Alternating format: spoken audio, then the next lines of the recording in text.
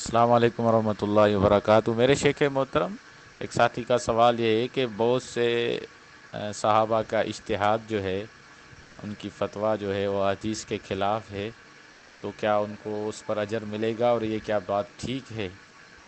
اور ان کی یہ اجتہاد جو ہے حدیث کے خلاف کرنے کی وجہ کیا ہے؟ اس کے بارے میں تھوڑی وضاحت کیجیے گا۔ السلام علیکم ورحمۃ اللہ وبرکاتہ۔ ایک مجتہد جو ہے اس کا اجتہاد اگر غلط بھی ہو تب بھی اسے اللہ ایک اجر نصیب فرماتے ہیں، بشرطے کہ وہ مجتہد ہونا چاہیے۔ خود ساختہ یا جو مروجہ مجتہدین لوگوں نے بنائی ہوئی ہیں، کیا اجتہاد کی شروط ان کے اندر موجود بھی ہیں؟